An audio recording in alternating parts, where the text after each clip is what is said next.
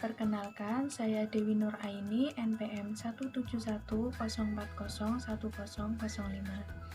Di sini saya akan menyampaikan wawancara saya kepada seorang petani, yaitu yang membudidayakan tanaman padi di Dusun Droko, Desa Wonotulus, Kecamatan Purworejo, Kabupaten Purworejo. Beliau bernama Bapak Suparno yang sudah berusia 64 tahun. Berikut adalah hasil wawancara saya kepada beliau. Di sini saya sedang bersama seorang petani. Beliau melakukan budidaya tanaman. Bapak Suparno merupakan salah satu petani yang membudidayakan tanaman padi selama kurang lebih 30 tahun. Pada awal beliau melakukan budidaya, sistem budidaya yang digunakan yaitu masih secara konvensional. Akan tetapi pada saat ini sudah beralih ke jajar legowo. Hal tersebut atas dasar anjuran dari penyuluh pertanian yang ditugaskan di Desa Wonotulus. Berdasarkan hasil yang didapat dengan sistem jajar legowo, hasil padi yang diperoleh jauh lebih banyak daripada dengan sistem konvensional. Dalam melakukan budidaya, tidak akan terlepas dari yang namanya hama, penyakit, maupun gulma. Untuk hama yang masih belum tertangani pada budidaya tanaman padi yaitu tikus.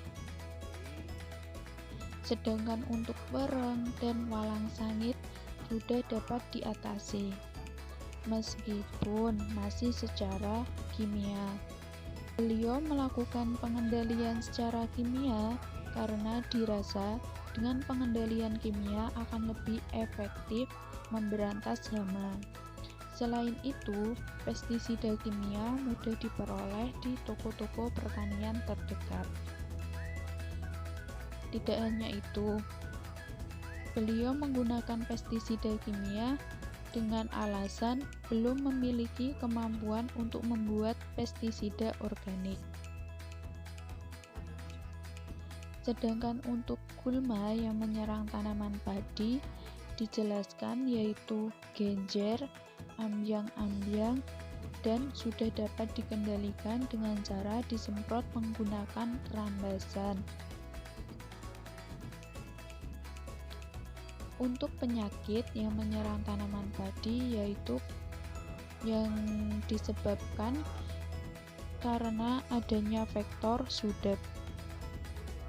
Penyakit ini menyerang batang bagian bawah pada tanaman padi, sehingga menyebabkan batang busuk dan tanaman tidak dapat berkembang kembali, sehingga akan menyebabkan kematian pada tanaman padi. Adapun permasalahan yang dikeluhkan oleh Bapak Suparno dan petani-petani lain di Dusun Droko, Desa Wonotulus, Kecamatan Purworejo, Kabupaten Purworejo yang utama yaitu pada saat ini untuk pemenuhan pupuk sangat terbatas. Selain langka, saat ini pupuk subsidi sangat dibatasi. Jumlah pupuk yang terbatas ini berakibat pada harga pupuk yang melonjak tinggi. Pada saat ini, harga pupuk per saknya yaitu mencapai 280.000. Sedangkan dulu saat masih ada subsidi pupuk, harga pupuk berada pada kisaran 100.000 per sak. Akibatnya, mau tidak mau, biaya produksi petani menjadi meningkat. Harga pupuk ini adalah dampak dari adanya kartu tani yang digalakkan oleh Kementerian Pertanian. Setiap petani diwajibkan memiliki kartu tani, dan di dalam kartu tani tersebut sudah tertera berapa luasan sawah yang digarap oleh petani.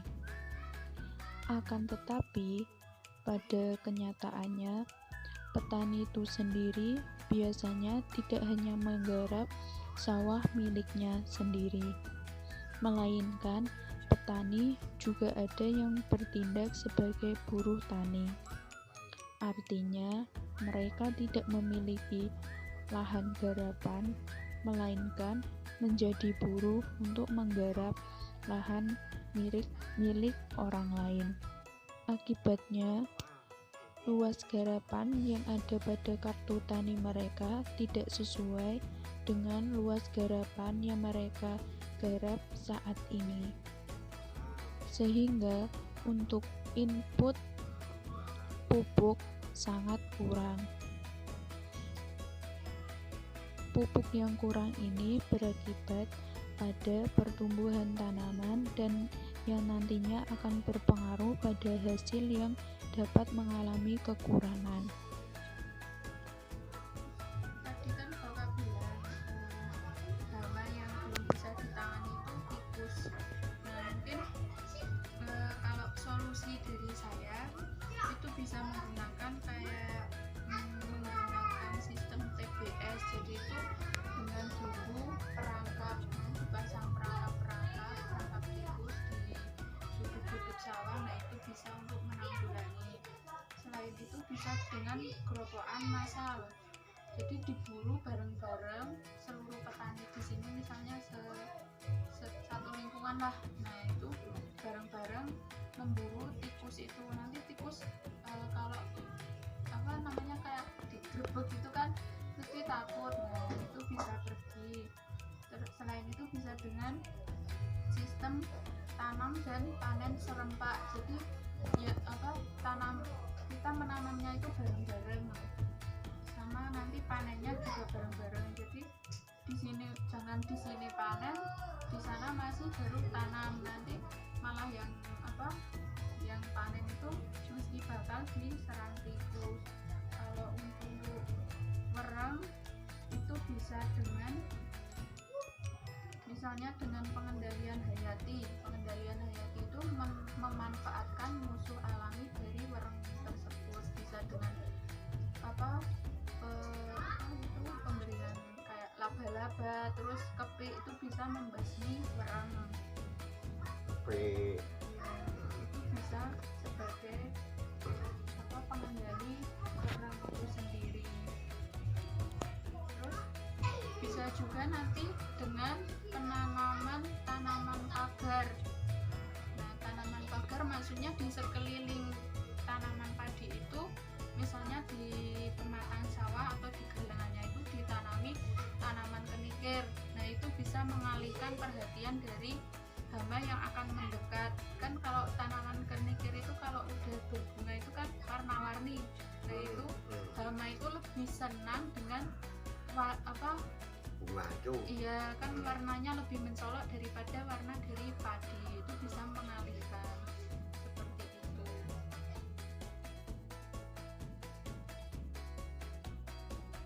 Berdasarkan wawancara yang sudah dilakukan, dapat diperoleh beberapa kesimpulan, yaitu dalam budidaya tanaman padi, terdapat beberapa hama yang sering menyerang tanaman, diantaranya wereng, tikus, dan walang sangit. Untuk gulmanya itu sendiri ada tanaman genjer dan tanaman lain. Sedangkan untuk penyakitnya yaitu ada penyakit karena vektor sundap yang mengakibatkan busuk pada pangkal batang. Untuk pengendalian yang narasumber lakukan yaitu masih secara kimia. Hal ini dikarenakan keterbatasan pengetahuan beliau tentang pembuatan pestisida organik atau pestisida nabati. Untuk masalah yang banyak dihadapi yaitu saat ini terjadi kelangkaan pupuk di petani dan berakibat pada tingginya harga pupuk yang meningkat 100% dari yang semula 100.000 per sak menjadi 280.000 per sak. Sekian yang dapat saya sampaikan, kurang lebihnya mohon maaf. Semoga bermanfaat. Saya akhiri. Billahi taufiq wal hidayah. Wassalamualaikum warahmatullahi wabarakatuh.